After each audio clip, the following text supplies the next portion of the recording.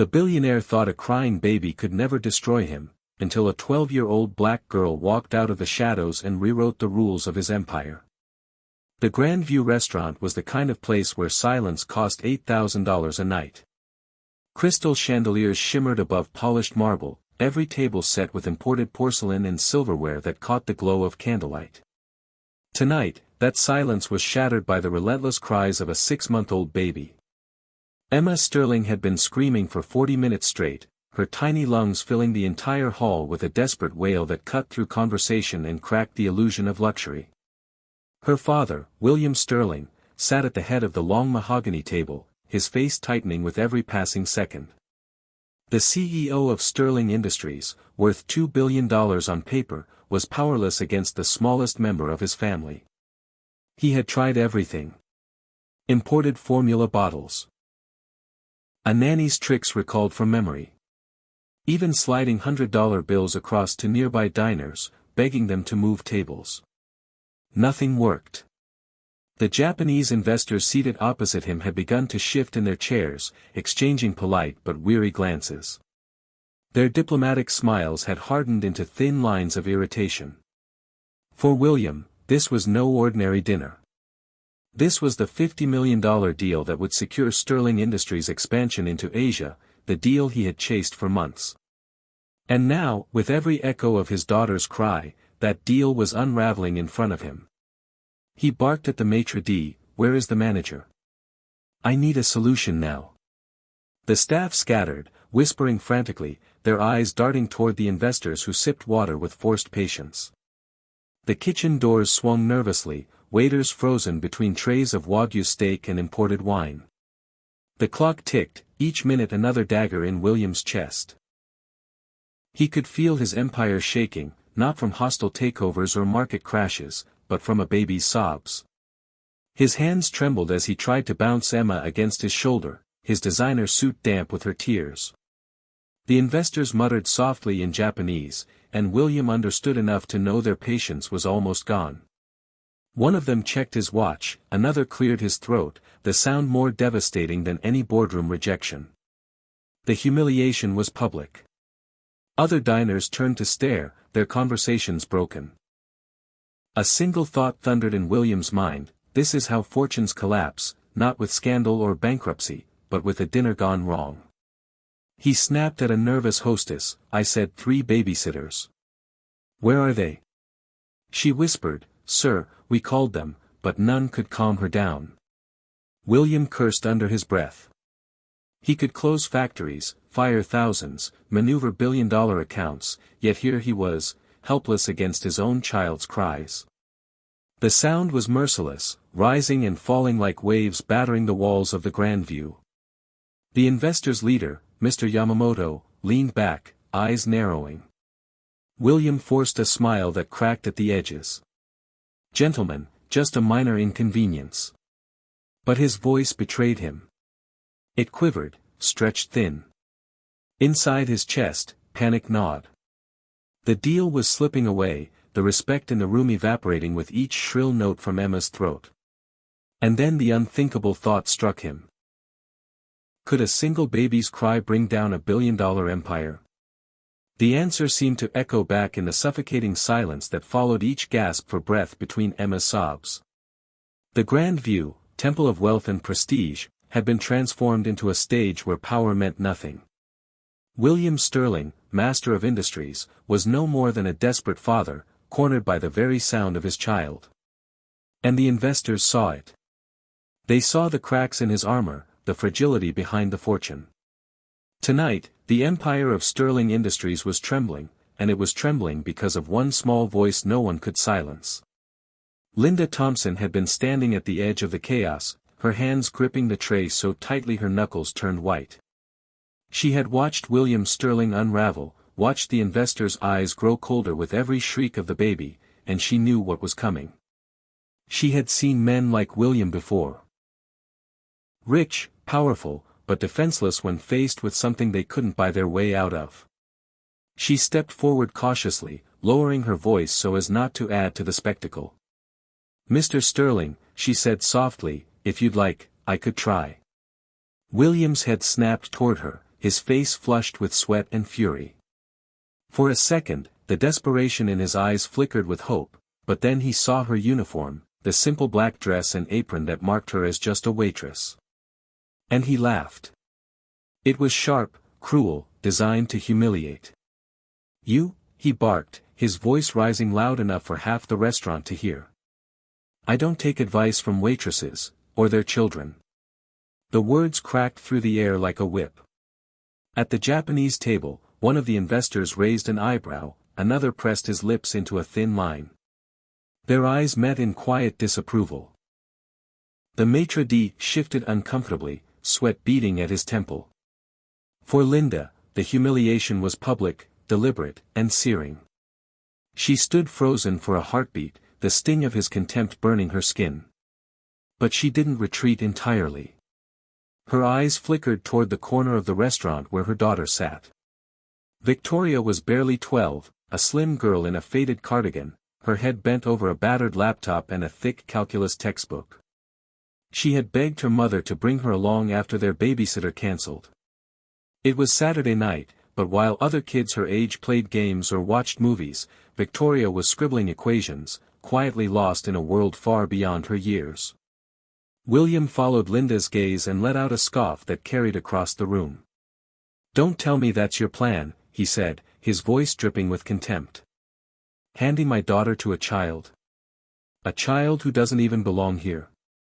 His words landed like stones. The investors exchanged glances again, their patience thinning, but William was too blinded by pride to notice. The manager hovered behind him, whispering, "Perhaps it would be better to try anything at this point, sir." But William was determined to assert dominance. "Fine," he said, raising his voice deliberately, his tone mocking. "Bring on this junior consultant. And when she fails, as she surely will, I want both of you gone. Out of this restaurant. Permanently." He leaned back in his chair with a smug smile, convinced the room belonged to him again. The investors shifted, unimpressed, but they remained silent, watching. Linda's heart pounded in her chest. She looked at her daughter across the room, who was now quietly closing her math book, sliding a pencil into the spine like a soldier sheathing a weapon. Victoria stood, her movements calm and deliberate, as if she had been preparing for this moment all along. She wasn't rattled by the laughter or the sneers. Her eyes, sharp and observant, swept across the table where Emma still wailed in her father's arms. She noticed the awkward angle of William's grip, the harsh brightness of the chandeliers, the constant clatter of cutlery that made the cries echo louder. She saw what no one else in the room could see. And as she began walking forward, each step steady, each breath controlled, the atmosphere shifted. For the first time all night, it wasn't William or the investors who commanded attention. It was the 12-year-old girl in the faded cardigan, the child dismissed with a cruel laugh, who now carried the silent weight of the entire restaurant's expectations. What William didn't realize was that the very person he had tried to humiliate was about to expose the cracks in his empire. William Sterling's lips curled into a thin smile as the girl approached, a smile meant to remind everyone in the room that he was still in control. He adjusted Emma in his arms, the baby thrashing and wailing against his chest, and leaned forward so his words could slice through the restaurant. 5 minutes, he said coldly. Fail, and you both disappear. Permanently. His tone carried the authority of a man used to being obeyed, but beneath it was something else, a nervous tremor that betrayed how desperate he had become. Victoria stopped in front of him, her small frame dwarfed by the grandeur of the table and the expensive suits surrounding her. She extended her arms calmly, as if she hadn't heard his threat at all. Her eyes didn't waver, and after a long pause that stretched like a taut wire across the restaurant, William shoved Emma into her arms with an expression of utter disbelief. He leaned back, arms crossed, ready to savor their failure. Victoria's movements were precise. She shifted Emma gently, correcting the awkward grip her father had held her in, tilting her at just the right angle so the baby's tiny chest could expand freely. She loosened the blanket wrapped too tightly around her legs, letting the infant breathe without restraint. Then, with a tenderness that seemed to silence the chaos around her, she began to hum. The melody was soft, almost a whisper, a tune her grandmother had passed down through nights of lullabies. It carried no weight of wealth or power, only patience, warmth, and understanding. At first, nothing happened. Emma's cries pierced on, high and sharp, echoing against the chandeliers. William smirked, already preparing to declare his victory. But then the pitch changed. The baby's sobs broke, faltered, and dwindled into small hiccups. The noise of silverware stopped. Conversations froze mid-sentence. Within 30 seconds, the impossible unfolded. The restaurant fell into a silence so sudden it felt deafening. Emma's wide, tear-filled eyes focused on Victoria's face, her tiny hands unclenching, her chest rising and falling with steady breaths. Then, like the faint sun breaking through storm clouds, a smile spread across the baby's lips. Emma cooed, soft and content, and nestled closer into Victoria's arms. A collective gasp rippled through the room. Waiters standing frozen by the kitchen doors exchanged stunned looks. A Japanese investor whispered to his colleague, their voices low but filled with awe. The maitre d' pressed a hand to his chest as if the silence itself had taken his breath away. For the first time that night, William Sterling had no words. His smug expression collapsed, his jaw slack as he stared at his daughter, happy, calm, and safe in the arms of the very child he had ridiculed. Victoria didn't gloat. She didn't even glance at him. She just continued humming softly, her eyes steady, her presence radiating a quiet confidence that no fortune could buy. It wasn't just that Emma had stopped crying. It was that she had smiled. Smiled after nearly an hour of relentless screams. Smiled in a way she hadn't for her own father. The irony struck everyone in the room at once. The billionaire who commanded empires had failed, and the girl he dismissed as insignificant had succeeded with ease. Across the table, Yamamoto leaned forward, his gaze fixed on Victoria. He murmured something to his translator, who nodded gravely. They had come to witness a business titan in command of his empire, but what they had witnessed instead was his undoing at the hands of a 12-year-old child. William cleared his throat, trying to mask the tremor in his voice. How did you do that?" he asked, his arrogance chipped away, leaving only confusion. Victoria glanced up at him briefly, her voice steady but quiet. She just needed someone to listen. She handed Emma back, maintaining the same position that had calmed her, and without another word she turned, heading back toward her table. Each step away carried more weight than any contract William had ever signed. The investors were no longer looking at him. They were watching her, the girl with the gift he had tried to laugh out of existence. And in that moment, the empire of William Sterling wasn't measured in billions, but in the hollow sound of a laugh that had just turned against him. The next morning, Linda Thompson stood outside the manager's office, her uniform still smelling faintly of last night's chaos. She had worked at the Grand View for 6 years, never once late, never once in trouble, and yet the silence on the other side of the door told her this was not going to be a routine conversation. When she entered, James Morrison, the restaurant manager, didn't meet her eyes. He gestured for her to sit, his fingers drumming nervously on the desk. "Linda," he began, voice low, "about what happened last night." Linda straightened, her heart pounding.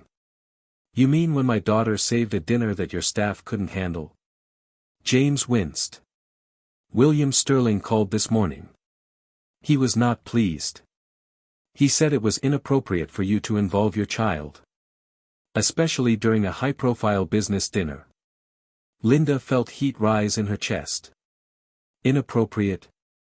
She solved the problem his so-called experts couldn't. James lowered his voice further. "He also made it clear, Linda. Your daughter is not to be present in this restaurant again. If it happens, your job will be under review." The words landed like a hammer. 6 years of loyalty erased in a single phone call from a billionaire who couldn't stand being outshined by a 12-year-old. Linda's fists clenched on her lap, but she kept her voice steady. So he humiliates me in front of investors, my daughter restores his deal, and now we're punished. James sighed, avoiding her gaze. Sterling Industries spends hundreds of thousands here each year. The owner cannot afford to lose that account. I'm sorry, Linda, but this comes from above. When she left the office, the atmosphere among her colleagues was different. People she had covered shifts for now avoided her eyes. They whispered in corners, pity in their looks, distance in their posture. She had become untouchable, not because of failure, but because of success that threatened the wrong man. That night, while Linda tried to keep her head down, Victoria was elsewhere. She sat in the public library, a place that had become her refuge. The glow of the old computer lit her face as she typed 2 words, Sterling Industries. Pages of reports, press releases, and lawsuits filled the screen. Her eyes scanned quickly, methodically, and her small hand scribbled notes across a notebook already dense with numbers and graphs. She read about mass layoffs during the pandemic, about pension cuts that had left hundreds of families desperate, about lawsuits for harassment and discrimination that had all been silenced with settlements. She found patterns in the chaos, patterns no one else would notice. Every 18 months, a scandal. Every scandal, the same tactic, expensive lawyers, intimidation, no accountability. She whispered to herself, predictable. Always predictable. Her pencil drew lines connecting dates, arrows between numbers, equations forming in the margins. This wasn't just research. It was analysis, the kind that turned arrogance into vulnerability. While her mother sat at the kitchen table, defeated and silent, Victoria's mind was racing ahead.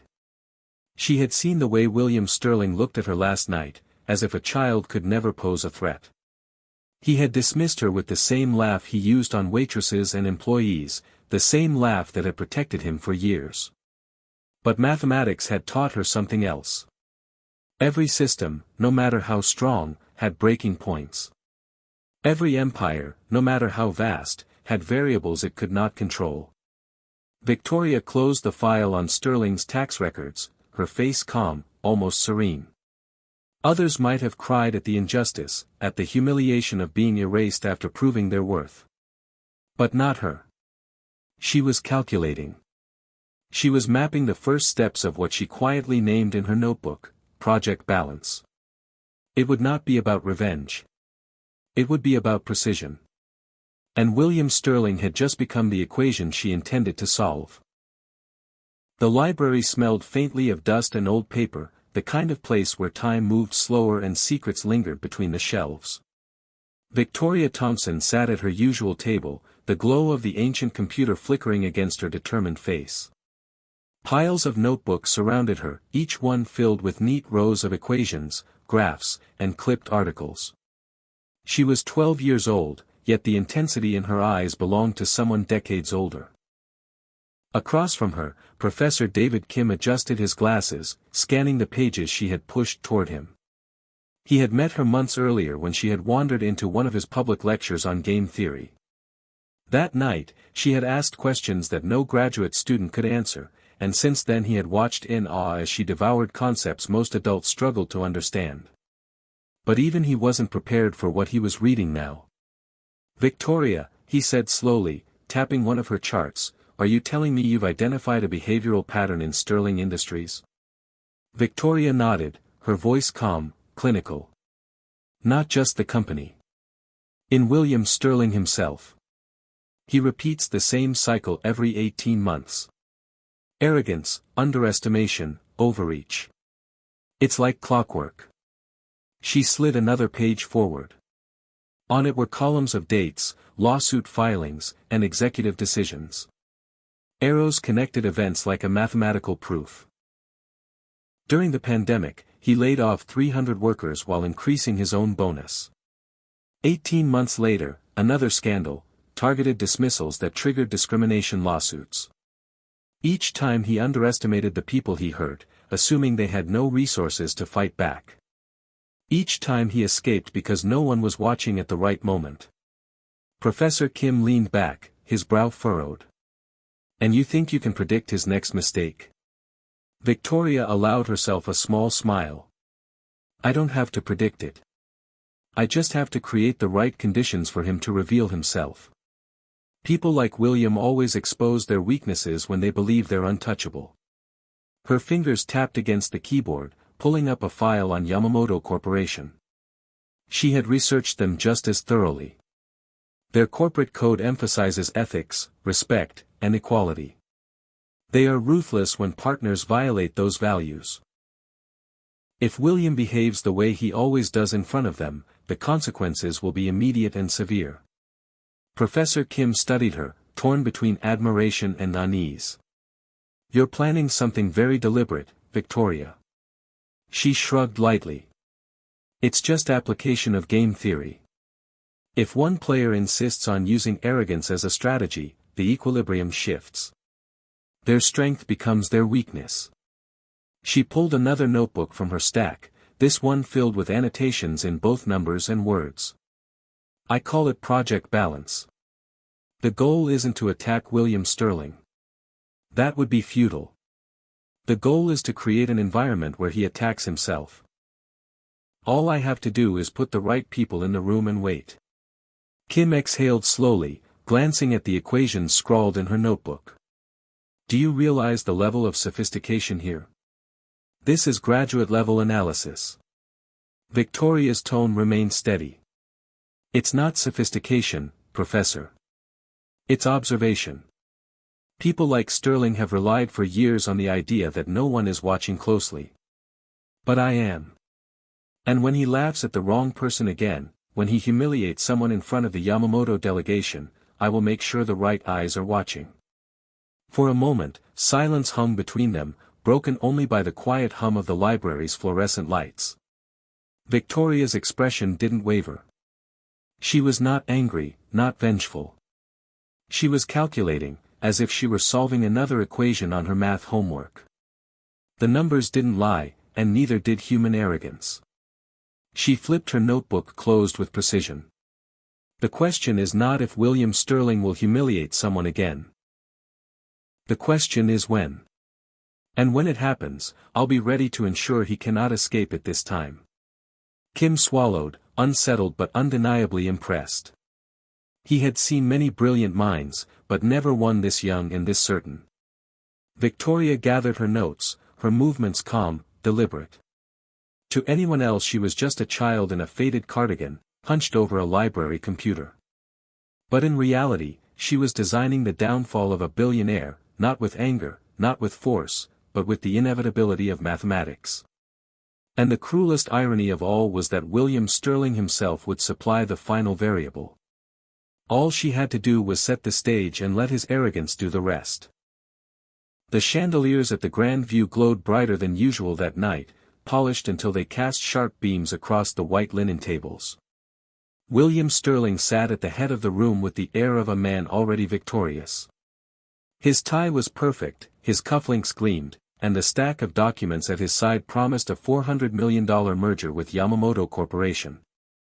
He had rehearsed the dinner in his mind 100 times. Tonight, there would be no interruptions. No crying child. No distractions. Just William, in full command of his empire. The Japanese delegation entered with quiet dignity. Mr. Yamamoto himself, stern-faced and reserved, shook William's hand with practiced politeness. Cameras clicked discreetly as their aides took seats. Wine was poured, menus distributed, small talk exchanged. William leaned back in his chair, smiling as though the night were already his. What he did not notice was a girl across the street, seated by the window of the public library with a borrowed phone in her hand. Victoria Thompson had her notebook open, a series of calculations scribbled across the page. She had predicted every move, every word, every pattern of behavior. And now she waited. When the first course was served, Linda walked carefully between tables carrying a tray of champagne flutes. She had begged her manager not to put her near William tonight, but Sterling himself had requested her service, as though determined to reassert control over the memory of his humiliation. Linda's hands trembled slightly, but she kept her eyes down, her posture professional. William's gaze fixed on her the moment she approached. The smirk on his lips grew wider with every step she took. "You still work here?" he asked loudly, his words slicing through the hum of polite conversation. "I thought we made it clear last time that people like you should know their place." The room stilled. The investors paused mid-sip, their eyes darting toward Yamamoto, whose expression remained unreadable. Linda's face flushed, but she did not answer. She set the glasses down with careful precision. William leaned back, his voice rising so others could hear. "And where is that annoying daughter of yours? The little girl who thought she was so clever. Don't worry, I made sure she won't be around to bother us tonight." Across the street, Victoria tapped a button on the old phone. A discreet signal was sent. 3 men seated at nearby tables, unremarkable in their suits, adjusted their watches. Invisible recording devices were already active. William had just stepped into the trap. Mr. Yamamoto tilted his head, his translator waiting. "Mr. Sterling," he said evenly, "may I ask how you usually treat your employees?" William laughed, mistaking the question for interest. "With necessary firmness, of course. Especially when they're people who don't understand natural hierarchies. It's important to maintain standards. That's how you build a $2 billion empire." His voice carried across the room with the confidence of a man who thought the world admired him. Linda kept pouring, silent, her eyes catching Yamamoto's for just a brief second. Yamamoto gave the smallest nod, his face carved from stone. William, encouraged by the quiet, leaned forward, eager to impress. "Each group has its natural limitations," he continued. "Some people just aren't cut out for responsibility. That's why leaders like me exist. To keep order. To ensure efficiency." The delegation scribbled notes, their polite expressions masking the storm behind their eyes. Across the street, Victoria watched the live stream numbers climb. 3,000 viewers. 10,000. 30,000. The hashtag had already begun, #SterlingRacist. On social media, William's words were spreading in real time, subtitled, clipped, shared by accounts hungry for outrage. The comments filled with fury. In the restaurant, William's phone buzzed, but he ignored it, still basking in his own arrogance. He raised his glass in a mock toast. "Gentlemen, that's why you're dealing with me. Because I know how to keep everyone in their place." Yamamoto set down his chopsticks with deliberate care. "Interesting," he said quietly. "And these hierarchies, you apply them in your company as well?" William smiled broadly, certain he had captivated the room. "Of course. It's fundamental to efficiency. Employees work best when they understand their boundaries. Some people are born to lead. Others are not." Silence followed, a silence thick enough to choke. The investors exchanged glances, their eyes hardening. Yamamoto closed his notebook with a sharp snap. William's phone buzzed again. This time he glanced at the screen. His public relations director had sent a single message in all caps, "Get out now. Confidential meeting live streamed. #SterlingRacist trending worldwide." William's smile faltered. He cleared his throat, looking around the table. "Gentlemen, I can explain," but Yamamoto raised a hand, cutting him off. "No need," he said firmly. "We have heard enough." Chairs scraped back as the Japanese delegation rose in unison. The restaurant erupted in whispers. Every phone in the room buzzed with notifications. On Twitter, Sterling's comments were already viral, dissected in real time by millions. "This agreement," Yamamoto continued, "is terminated. Effective immediately." William's face drained of color. "Wait, please, this is a misunderstanding. I can clarify," but the delegation was already leaving, their footsteps echoing like a verdict. The investors from other tables stared at him with open contempt. His phone rang again. It was the chairman of Sterling Industries. He answered with trembling fingers. The voice on the other end was cold. William. You're fired. Security is on the way to collect your access. The board meets tomorrow to name your replacement. The phone slipped from his hand, clattering against the table. Linda approached quietly, her tray empty now, her voice low but steady. You know, Mr. Sterling, she said, my daughter has an interesting theory about people like you. She says arrogance is just ignorance dressed up as power. William turned, his face pale, his empire collapsing in real time, notifications flashing like death knells across his phone screen. Across the street, Victoria closed her notebook. The numbers on the live stream soared past 100,000, then 1,000,000. She didn't smile. She didn't celebrate. She simply watched as the equation played out exactly as she had predicted. William Sterling, convinced of his superiority, had done the work for her. He had destroyed himself. And as the restaurant buzzed with shock and whispers, one truth became undeniable: the most powerful man in the room had just been undone by the arrogance he believed would keep him untouchable. 6 months later the Grand View had a different atmosphere.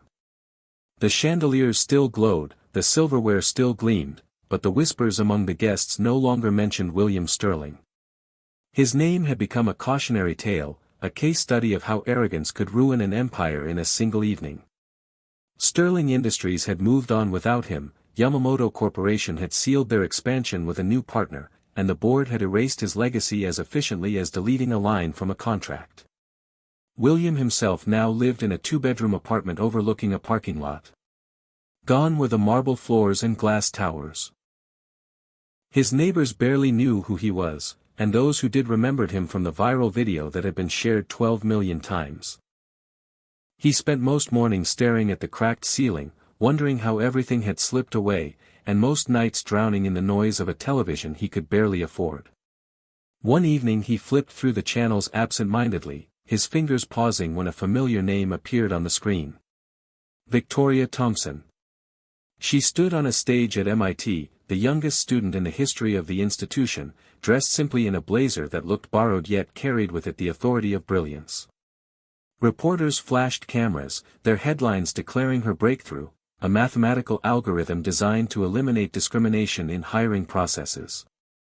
The applause was thunderous. Her voice was steady as she explained her work, her eyes glowing with the same calm intensity that had silenced his daughter's cries months before. William's remote slipped from his hand. He sat frozen, watching as the girl he had once dismissed as nothing more than a waitress's child was now shaping the future. The irony pressed against his chest like a weight. His empire had collapsed in disgrace, while she had built something that reached far beyond money, beyond titles. Linda appeared in the broadcast too, standing in the audience, proud and dignified. After leaving the Grand View, she had been offered a position by Yamamoto himself, managing 3 of their U.S. restaurants. She had traded humiliation for respect, invisibility for recognition. In one interview she repeated the words her daughter had once said at the kitchen table: arrogance is ignorance disguised as power. The phrase spread across social media, quoted, printed, transformed into a banner for change. It was repeated in classrooms, in corporate seminars, in community halls. People had turned Victoria's insight into a mantra, a reminder that true strength lay not in domination but in understanding. William muted the television, but the applause still seemed to echo in his apartment, mocking the silence around him.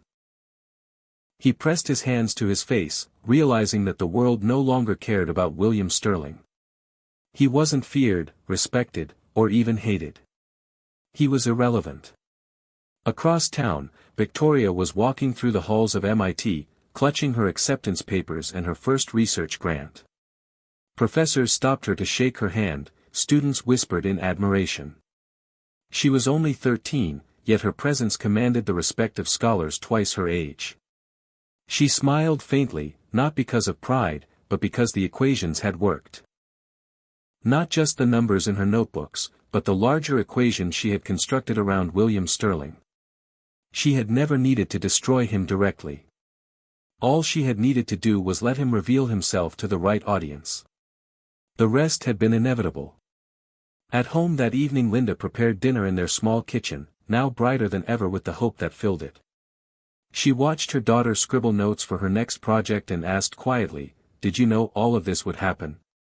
Victoria looked up, thoughtful. "I didn't know," she said. "I calculated the probability.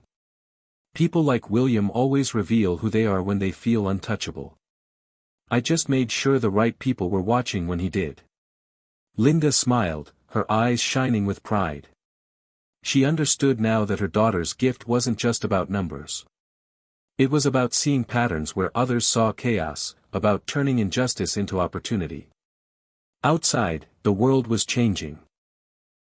Companies were adopting Victoria's algorithm, entire industries were rethinking their hiring practices, and communities celebrated her as a prodigy who had turned pain into progress. The victory was not in William's downfall, but in the rise of something greater, something that could not be erased by arrogance or ignorance. William sat in his apartment, the glow of the television reflecting off his hollow eyes, and realized the cruelest twist of all. He had not just been defeated. He had been rendered meaningless. His empire, his billions, his name, none of it mattered in a world that now listened to a 12-year-old girl who had proven that true intelligence had nothing to do with money or power. It was the kind of victory he could never have imagined, because it wasn't built on conquest, but on creation. And as Victoria prepared to publish her next paper, the words she had once whispered in a quiet kitchen carried across the world: "Arrogance is ignorance disguised as power." It was no longer a lesson for William Sterling alone. It was a truth etched into the future, a reminder that brilliance does not shout, it simply endures until the world has no choice but to listen. If you enjoyed this story, let us know in the comments. And don't forget to like, share, and subscribe for more inspiring stories.